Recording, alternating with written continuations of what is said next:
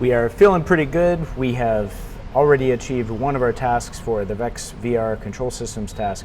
Next thing, we want to implement a proportional control. Before we get into the proportional control, I want to say a couple things about the control systems that are available here in VEX Code VR. Some of you wanted to use these drive commands actually, and I said no. And the reason I said no was that the smart people at VEX have written some control systems that drive for a specific distance and stop. So these have control systems built into it. I am looking for you to understand control systems, so you are writing your own control systems instead of using those. You are using the drivetrain drive functions, which just says go at a certain speed. There's this great function here that sets the velocity, and the default is 50%. And so we didn't use this anywhere in our previous code, but if we boost this to 100% and we run the code, the robot actually finishes the task much more quickly. You can see it's sitting there for a long time. And because it's sitting there for a long time, we could actually shorten the amount of time, the duration of each function, to make it complete the task a little bit more quickly. The important thing is we need to know how to set the velocity, how to set the speed, it's really the speed actually, of the robot while it's going. Because a proportional control system changes the speed of the robot as it gets closer to the set point. So we're going to be using that here. So let's write a proportional control algorithm. The first thing is I'm going to calculate error. And that is how far are we from where we want to be. So we're going to do set point minus our current x location for that first part of the drive. So set point minus current x location. That's how far off we are. And what we're going to do is calculate a new variable called output speed. And I'm going to set that equal to k, which is just a constant, times the error. I'm going to define that error just as a start. I'm going to make that constant k equal to 1. So really the output speed is just going to be the error. And instead of using 100% speed, I'm going to put the value of this output speed there. And let's see what happens. And just to save some time, I'm going to comment out these other steps. So we're just dealing with the x distance. Let's see what happens.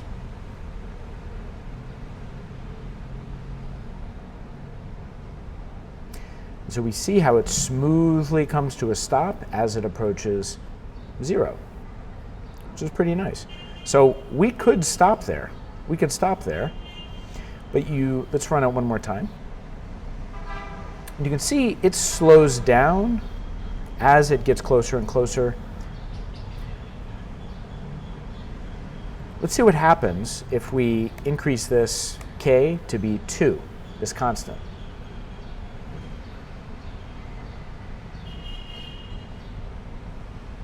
We see it does get there even faster, but for the purposes of this task, that's kind of enough.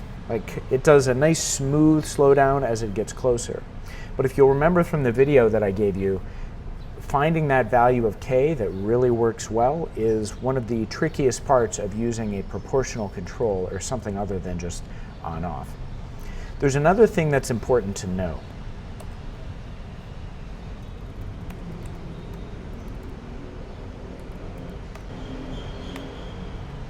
I'm going to print the output speed so we can see how it's changing as the robot gets closer.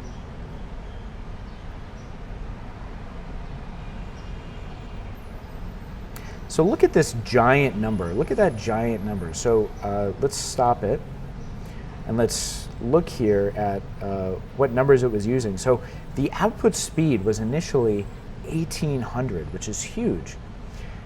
Because VEX VR is smart, when you do drivetrain.setVelocity and you just put output speed, obviously 1800% is not going to do anything. So set drive velocity is smart in that if you give it something that is more than 100%, it's just going to cap, it's going to use a threshold to keep that speed no more than 100. Sometimes you don't have that ability. Sometimes if you give a speed that is 1800 into a function, it will go crazy. It will go wildly much faster, like you don't know what it's going to happen. So it is a good idea to limit the value of that output speed. And so that's why in the video you saw before, I wrote some code to limit that value. Let's do that right now.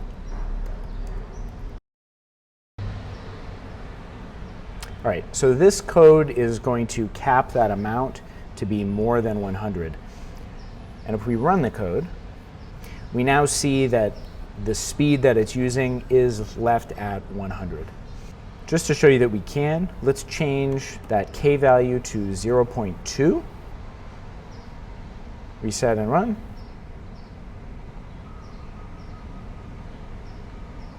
And you see that that makes it slow down way earlier than before. And we can really crank that down. Let's go even lower. And so now you can see that percentage goes down really early, and it's still pretty far away. It's taking a long time to actually arrive. It's not even there yet. And you'll notice that at just 7%, it's not even there yet. It hasn't arrived yet. So this tells us that that is too low of a k value to use. In reality, that k value that we had back in the beginning of just 1 was good enough. But when you are tuning a real system, you sometimes need to deal with the fact that there are good values of k to use, and there are values of k that are either too low or too much. And playing around to find those values is key. Now, I don't want to walk you through every single step of this entire task. You should be able to now use what I've told you to use a proportional system for the rest of this. But I also want to show you the tolerance method, on-off with tolerance. So I'm going to re-enable these other parts of the task, and I've returned this k value to make it equal to 1. And now, if we run the code, it turns, it drives and slows down as it gets to 0, 0. It does a turn. Oh, and it is not running the y coordinate at all, so now it's going to go diagonal. Oh, I see what the problem is. Oops. When you use this function once to set the drive velocity, it actually sets the drive velocity and holds it for the rest of the programs. After we use that proportional control, let's set the output speed to be 100%. All right, let's give that another shot. So it drives, slows down, turns, and now full speed up to 0. You see how it bounces back and forth there, and then it does 45 degrees, and it bounces back and forth there. It's that bouncing back and forth that we want to avoid by adding tolerance to the control algorithm. So we'll do this in the y distance instead. So if current y location is less than set point plus, we'll define something called tolerance.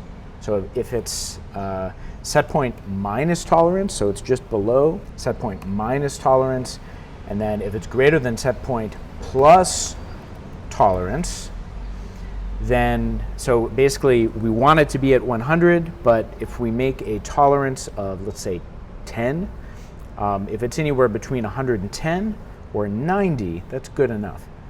Let's add a definition of that variable tolerance, and let's make that equal to 10. So now let's reset and run. Same initial behavior.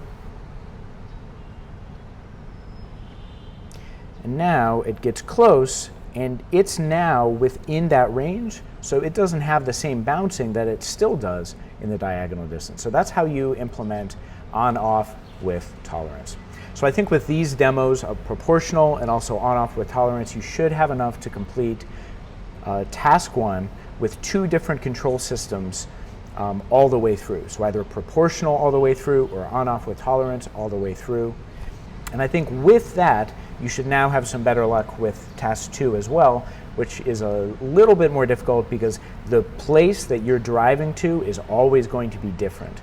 It's not that much more complicated, but it does require you to think a little bit more than what I've given you for this task. So good luck on completing task 1 and task 2.